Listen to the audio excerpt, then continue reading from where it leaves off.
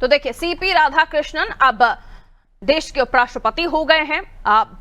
NDA गठबंधन की तरफ से उनको प्रत्याशी बनाया गया था, विजय हासिल हो गई है, लेकिन इसके पीछे भी भारतीय जनता पार्टी ने कई महत्वपूर्ण बिंदुओं को सामने रखते हुए उन्हें उम्मीदवार बनाया। धनखड़ साहब के जाने के बाद अब उनको पदभार ग्रहण करना है, उसके बाद जिम्मेदारी संभालनी है, लेकिन क्या कुछ समीकरण बनते दिख रहे हैं? क्यों आखिर सीपी राधाकृष्णन को ही भारतीय जनता पार्टी ने आगे बढ़ाया था और इंडिया अलायंस की तरफ से उन्होंने जो उम्मीदवार उतारा था अब वो हार गया है, तो इस हार के क्या मायने, ऐसे समझने की हम कोशिश करेंगे। ब्रजेश चौकसी जी हमारे ब्यूरो हमारे साथ जुड़े हुए, उनसे और भी हम समझने की कोशिश करेंगे। ब्रजेश जी, आपका क्या आकलन? जीत तो हुई है, लेकिन जहां हार हुई है उसके भी मायने मैं समझना चाहूंगी। निश्चित तौर पर पारुल, ये जीत तो लगभग तय थी, पहले से चुनाव हुए थे, लेकिन इस बार चुनाव दिलचस्प माने जा रहे थे क्योंकि आंकड़ा उतना नहीं था जितना हम मान रहे थे कि धनखड़ जी को जितने समर्थन मिला था उतना समर्थन नहीं मिलना था। वो आंकड़े भी बता रहे हैं, जीत तो तय थी लगभग। और जिस तरह से बीआरएस हो, बीजेडी हो या अकाली दल हो, उन्होंने किनारा कर दिया था, तो उससे एक संभावना थी कि कम वोटों से जीतेंगे, लेकिन जीतना लगभग तय है क्योंकि पिछली बार बीजेडी ने एक तरह से एनडीए का समर्थन किया था। रही बात जो आपका सवाल है कि इसके क्या मायने हैं, तो निश्चित तौर पर धनखड़ जी ने जिस तरह से निर्णय ले रहे थे पहले शुरुआती दौर में, उन्होंने जिस तरह से राज्यपाल रहते हुए ममता बनर्जी से लोहा लिया था, उन्होंने जिस तरह से वो चर्चित हुए थे, इसके बाद उन्हें उपराष्ट्रपति बनाया गया था और एनडीए ने अपना उम्मीदवार बनाया था। लेकिन पिछले कुछ घटनाक्रम ऐसे लगातार हुए कि धनखड़ जी का और केंद्र की जो बीजेपी सरकार है, मोदी सरकार है, उनमें तालमेल का अभाव दिखा। एक दूसरे को जिस तरह से वो नीचा दिखाने की कोशिश की जा रही थी सरकार में। हमने देखा है कि जेपी नड्डा ने किस तरह से सदन के अंदर बोला था और धनखड़ जी ने किस तरह से, चाहे वो जज का मामला हो, अन्य मामले हों, जिस तरह से उनकी प्रतिक्रियाएं आई और उन्होंने सदन को चलाने की कोशिश की, उससे तनाव बढ़ गया था और उसी वजह से उन्हें अचानक अपने स्वास्थ्य का हवाला देकर इस्तीफा देना पड़ा। इसके बाद से हम देख रहे हैं कि अब चुनाव भी हो गए हैं, लेकिन ना वो मीडिया के सामने आए, ना सार्वजनिक मंच पे कहीं दिखे हैं, जिससे कि ये पता चल सके कि आखिर में हुआ क्या था। लेकिन उनको लेकर विपक्ष लगातार सवाल उठाते रहा है कि धनखड़ जी हैं कहाँ, क्या वजह है, और उनके समर्थन की मांग करता रहा।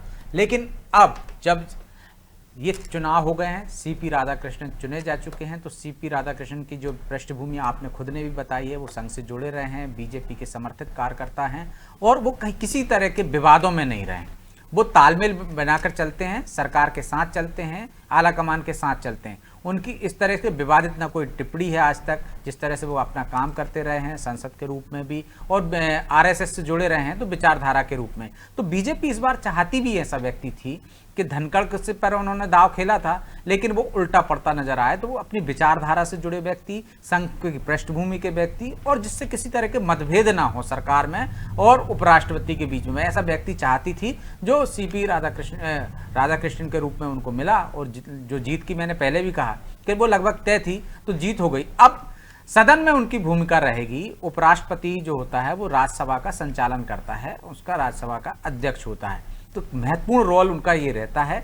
बाकी समय में यदि राष्ट्रपति यदि कभी अवकाश पर जाते हैं तो वो उपराष्ट्रपति को जिम्मेदारी सौंपते हैं, लेकिन जो सदन है, ऊपरी सदन है, राज्यसभा है, उसका संचालन, उसकी पूरी जिम्मेदारी उपराष्ट्रपति पर रहती है। तो इसलिए इसे महत्वपूर्ण पद है ये, क्योंकि सदन के अंदर कई बार ऐसे महत्वपूर्ण निर्णय आते हैं जी जिसमें आपको वोटिंग कराना पड़ती है, तो उसमें अध्यक्ष का महत्वपूर्ण रोल रहता है, उपराष्ट्रपति का महत्वपूर्ण रोल रहता है। तो मुझे लगता है कि अब जो सदन में जिस तरह से फैसले ले रहे थे धनखड़ जी, अब वैसे फैसले नहीं आएंगे। अब पार्टी में जो एक संतुलन बनाने की कोशिश होगी, जैसे सरकार चाहेगी कि किसी जज के मामले में, जज को बर्खास्त करने के मामले में राज्यसभा ने पहले सुनवाई कर ली थी और समिति बना दी थी, जबकि लोकसभा में बीजेपी ये प्रस्ताव लाने वाली थी और लोकसभा की समिति बनने वाली थी। वैसे कई मुद्दे थे जिनकी वजह से विवाद हुआ था। अब वैसी समस्याएं और वैसे मामले अब देखने को नहीं मिलेंगे। बिल्कुल, लेकिन ब्रजेश जी, हम शुरुआती दौर से ही जब जिक्र कर रहे थे तो नंबर गेम पर नजर जा रही थी। नंबर गेम के अकॉर्डिंग हमने जब सुबह में इस पर चर्चा की थी तो 422 तो सांसद भारतीय जनता पार्टी के पास पहले ही जीत का नंबर था, उनके पास 31 ज्यादा सांसद थे।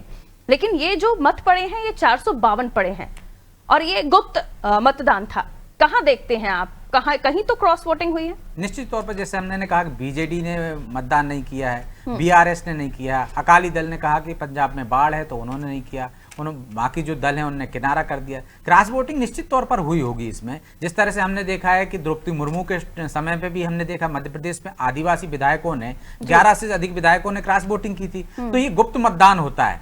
क्रॉस वोटिंग की अपनी अपनी पार्टी तय करती है या बाद में पता चलता है? कई बार कार्रवाई कर दी जाती है कि इस पे कोई आपका सुबह से आपको वोट देना है, इसमें आप कार्रवाई तो कर नहीं सकते हो, सदस्यता तो निकाल नहीं सकते हो, ना आपको उस तरह का अधिकार है क्योंकि गुप्त मतदान होता है। तो जिन लोगों ने जिनसे संपर्क किया होगा एनडीए ने या जो एनडीए के प्रत्याशी को पसंद करते होंगे, चाहे वो किसी जातिगत आधार पर हो, चाहे क्षेत्रीय आधार पर भी हम कह सकते हैं कि वो जिस क्षेत्र से आते हैं वहाँ के सांसदों ने उस तरह से उनको समर्थन कर दिया होगा, इसलिए आंकड़ा ऐसा हो जाता है। कई बार जो हम मान रहे थे बिल्कुल करीबी मुकाबला होगा कि बाकी के लोगों ने कर दिया, वैसा नजर नहीं आया। तो किन लोगों ने ये क्रॉस वोटिंग की है उसमें हम कह सकते हैं, हम अनुमान भी लगा सकते हैं पारुल, कि अनुमान जिस तरह से कांग्रेस में खटपट चल रही है, जिस तरह से शशि थरूर से लेकर तमाम नेताओं में खटपट चल रही है, उनको भेजा गया था, तो क्या वो लोग भी ऐसे शामिल हैं कि जिन्होंने कांग्रेस और इंडिया गठबंधन के उम्मीदवार को वोट ना देकर, हो सकता है कि वो उन्होंने एनडीए के उम्मीदवार को वोट दे दिया हो। ऐसी तमाम चीजें हैं, संभावना रहती, कुछ विवेक के आधार पर,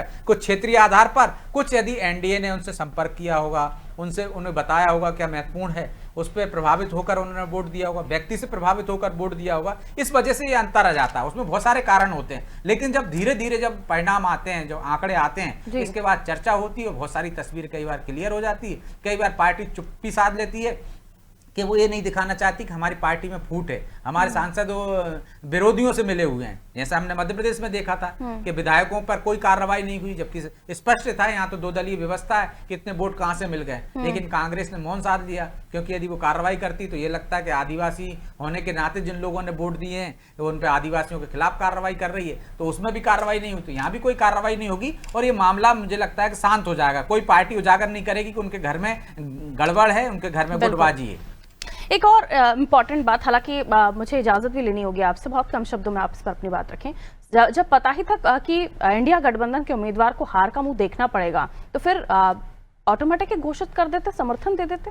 नहीं, निश्चित तौर पर ऐसा कर सकते थे, लेकिन वो संयुक्त उम्मीदवार, हमने देखा पहले कई बार ऐसा हुआ है, चाहे वो कांग्रेस की बात हो जब संयुक्त रूप से, लेकिन जिस तरह से देश में माहौल है, जिस तरह से हम देख रहे हैं कि लोकसभा के अंदर जिस तरह से पक्ष और विपक्ष में अब सहमति नहीं बनती। अटल जी के दौर में या हम बोलते हैं इंदिरा जी के दौर में, नेहरू जी के दौर में वो होता था कि विपक्ष भी अपना उम्मीदवार नहीं उतारता था। आप देखिए कई बार समर्थन भी दिया है विपक्ष ने उम्मीदवार को लेके, लेकिन अब वो परंपरा लगभग टूटती जा रही है, चाहे अध्यक्ष के चयन की बात हो, चाहे उपाध्यक्ष के चयन की बात हो, और एक तरह से एक संदेश देने की कोशिश भी रहती। बिहार में चुनाव है तो जिस तरह से इंडिया गठबंधन ने एकजुटता दिखाई है वोट चोरी के मामले में, तमाम राजनीतिक दल उनके मंच पर आए हैं, तो ये कोशिश रहती है कि देखिए विपक्ष मजबूत है, एकजुट है, वो सरकार को चुनौती दे रहा है, तो यहाँ पे संदेश देने की कोशिश की जाती है कि हमने उम्मीदवार बताया और अपना आकलन करने का मौका भी मिल जाता है जिस तरह से वोटिंग हुई है। तो मुझे लगता है कि यहाँ पे दोनों चीजें हैं, एक तो ये संदेश देने के लिए इंडिया गठबंधन ने उम्मीदवार उतारा होगा, देखिए हम एकजुट हैं और चुनौती दे रहे हैं आपको, और समर्थन इसलिए भी नहीं दिया है कि समर्थन मांगा है, सिर्फ औपचारिकता निभाई है ना, समर्थन मांगा है। या तो संयुक्त रूप से दोनों दल विपक्ष को बुलाकर एक बैठक होती, और बैठक तो हुई थी, लेकिन उसमें कहा जाता कि संयुक्त रूप से ऐसे व्यक्ति को चुना जाता तो निश्चित तौर पर देते, लेकिन संघ पृष्ठभूमि से यदि कोई व्यक्ति को आप लेकर आएंगे, भाजपा की विचारधारा का कोई व्यक्ति लेकर आएंगे, तो क्या आप उम्मीद करेंगे कि विपक्ष उसका समर्थन कर दे? निश्चित तौर पर इसलिए मजबूरी में भी उम्मीदवार उतारना पड़ता है। कुल मिला के रेड्डी जी बली तो चढ़ गए। खैर, बहुत बहुत शुक्रिया ब्रजेश जी जानकारी के लिए। तो सीपी राधाकृष्णन को 452 मत मिले हैं, जो कि अनुमानित नंबर से ज्यादा हैं, और इंडिया गठबंधन की तरफ से जो अनुमानित नंबर थे उसी के करीब इंडिया गठबंधन रहा है, लेकिन तब भी हार का मुंह देखना पड़ा, जैसे शुरुआती दौर से ही जिक्र हो रहा था। तो ये भी समझा जा रहा है कि आगामी चुनावी रणनीति को देखते हुए भी इंडिया गठबंधन ने अपना एकजुटता दिखाने की कोशिश की होगी। तो बहुत सारी चीजें हैं जिस पर अब इस जीत के बाद और इंडिया गठबंधन की हार के मायने निकाले जाने लगे हैं।